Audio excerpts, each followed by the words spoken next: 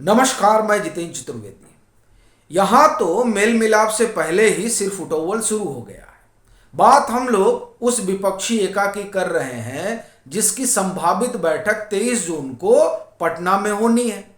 लेकिन उससे पहले जिस तरह की खबरें आ रही हैं वो असल में कई ट्विस्ट पैदा कर रही हैं। तो वो क्या है उस पर बात करेंगे, लेकिन पहले प्रशांत किशोर के उस बयान पर नजर दौड़ाते हैं जो उन्होंने विपक्षी एका के संदर्भ में दिया है। वो कहते हैं कि दो शून्य जब मिलते हैं तो उसका परिणाम शून्य ही होता है।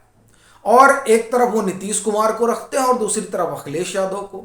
फिर वो आगे कहते हैं कि ममता बनर्जी को नीतीश कुमार मुझसे ज्यादा जानते हैं क्या। वो यही नहीं रुकते, वह यह भी कहते हैं कि जिनकी लोकसभा में अपनी कोई जमीन नहीं है वो विपक्ष को एकजुट कर रहे हैं। वो ये तय करने में जुटे हुए हैं कि प्रधानमंत्री कौन बनेगा। और फिर वो यही नहीं ठहरते हैं, एक कदम आगे बढ़ते हैं और बोलते हैं कि क्या टीएमसी नीतीश कुमार को पश्चिम बंगाल में एक आध सीट देगी लड़ने के लिए या कांग्रेस को सीट दे रही है।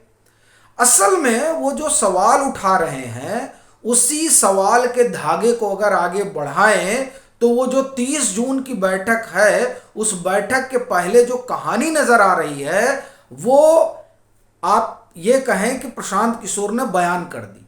वो इसलिए भी चूंकि वो 2017 के उत्तर प्रदेश चुनाव के दरमियान अखिलेश यादव के साथ भी काम कर चुके हैं, वो नीतीश कुमार के साथ भी काम कर चुके हैं, वो ममता बनर्जी के साथ भी काम कर चुके हैं और कांग्रेस को तो वो समझ ही रहे हैं क्योंकि वहां जाने की तो उन्होंने पुरजोर कोशिश भी की थी, उनकी कई दौर की वार्ता भी हुई थी। इस कारण जब वो कहते हैं कि इस तरीके से तो भाजपा को मात दे पाना बड़ा मुश्किल होगा, तब ये जो कुछ घट रहा है उसे आप देखें तो मालूम पड़ता है कि ये विपक्ष के लिए दीवा स्वप्न सरीखा ही है। क्यों? टीएमसी और कांग्रेस में आप एक तरह से समझिए कि युद्ध छिड़ गया है। अधीर रंजन चौधरी ने, जो लोकसभा में नेता प्रतिपक्ष हैं, उन्होंने पत्र लिखा गवर्नर को पश्चिम बंगाल के, और वो कह रहे हैं कि पश्चिम बंगाल में जंगल राज है। तो जिस पार्टी की अगुवाई में जंगल राज है, क्या उसके साथ 23 जून को कांग्रेस मंच साझा करेगी विपक्षी एका का जो पटना में सजेगा? यह सवाल उठता है। और फिर यह भी सवाल उठता है कि क्या टीएमसी उस पार्टी के साथ मंच साझा करेगी जो पार्टी पश्चिम बंगाल में उनकी सरकार पर जंगल राज का आरोप लगा रही है। अब ये दो सवाल दरअसल विपक्षी एका के ताने बाने में बड़ा प्रश्न चिन्ह खड़ा कर रहे हैं। अच्छा, बात यहीं खत्म नहीं हो रही है। फिर कांग्रेस ये बताने में जुटी हुई है कि असल में नीतीश कुमार जो हैं उनकी भूमिका महज एक संयोजक भर की है, उससे अधिक कुछ नहीं है। बाकी जो चीजें हैं वो लोग तय करेंगे। अब जब इस तरह की चीजें निकल कर सामने आ रही हैं तो वो प्रश्न खड़ा कर रही हैं कि क्या वाकई में ये जो 23 जून को होने जा रहा है वो हो पाएगा कि उससे पहले ही आपस में लड़कर टूटकर ये विपक्षी ताना बाना बिखर जाएगा। अभी फारूक अब्दुल्ला जाते हैं जेडीएस से मिलने के लिए, जनता दल सेकुलर से, कि मिल मिला के कुछ बात बना ली जाए और ये बताया जाए कि देखिए भाजपा के साथ आप लोगों का जाना ठीक नहीं होगा।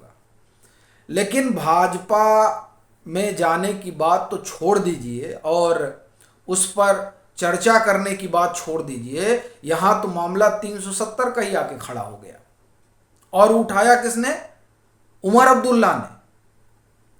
और वो कह रहे हैं कि 370 जब हटाया गया तो हमारे साथ कौन खड़ा था, और वो निशाना अरविंद केजरीवाल पर साध रहे हैं। अब क्या अरविंद केजरीवाल 23 जून को उस मंच पर मौजूद होंगे? वह भी तब जबकि कांग्रेस एक तरीके से दौड़ाए हुए है किसको? अरविंद केजरीवाल को। और फिर बड़ी चीज यह है कि जो काम नीतीश कुमार को सौंपा गया था कि अरविंद केजरीवाल, ममता बनर्जी अखिलेश यादव, नवीन पटनायक, केसीआर, इन सब लोगों को एक मंच पे ले आए, तो वो तो मुमकिन नहीं हो पा रहा।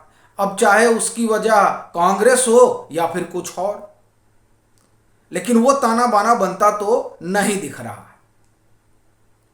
और उधर आप एनडीए देखिए, तो एनडीए, ये बात ठीक है कि बीच में एनडीए छिन्न भिन्न हो गया था, कई राजनीतिक दल एनडीए छोड़कर चले गए थे, मगर अब जिस तरह की सुगबुगाहट है उसमें तो ऐसा लग रहा है कि तमाम जो दल हैं वो एनडीए के साथ जुड़ना चाह रहे हैं, और जो पुराने सहयोगी चले गए थे वो वापस आना चाह रहे हैं।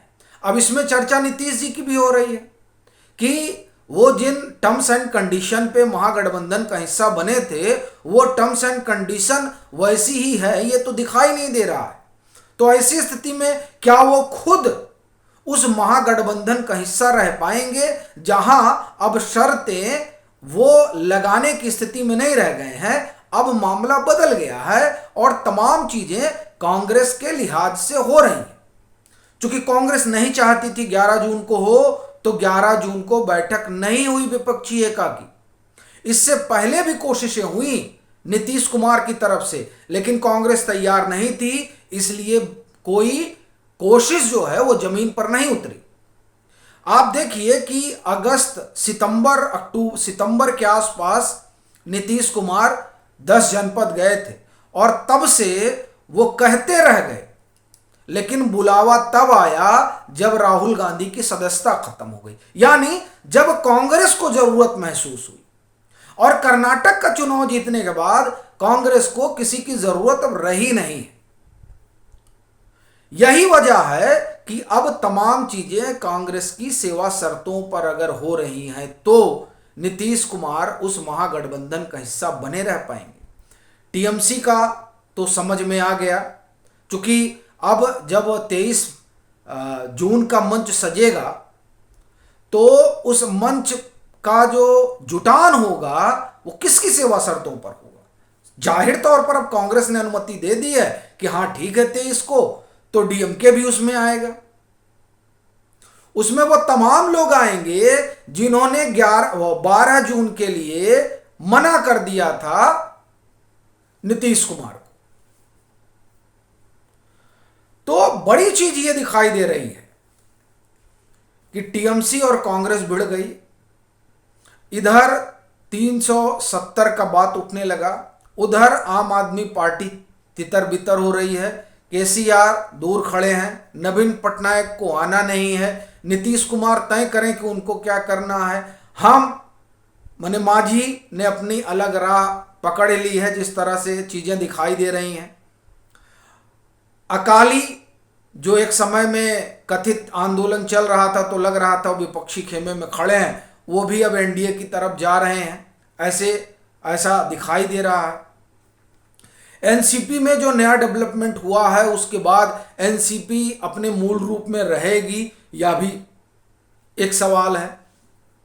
तो इस तरीके से देखा जाए तो जो विपक्षी एका का ताना बाना है वो छिन्न भिन्न होता दिखाई दे रहा है, और उसके बरक्स जो भाजपा का अपना ताना बाना है वो ऐसा लगता है कि फिर से अपनी पूर्व स्थिति में आ रहा है। अब ये जो है ये विपक्ष के लिए तो बहुत अच्छा संकेत नहीं है, खास तौर से तब जब वो जुटान की कोशिश में लगे हों और सिर्फ फुटअव्वल जारी हो। आपकी अपनी क्या राय है जरूर साझा करें। मतांतर से नहीं जुड़े हैं तो जुड़ें, वीडियो को लाइक करें और खूब शेयर करें।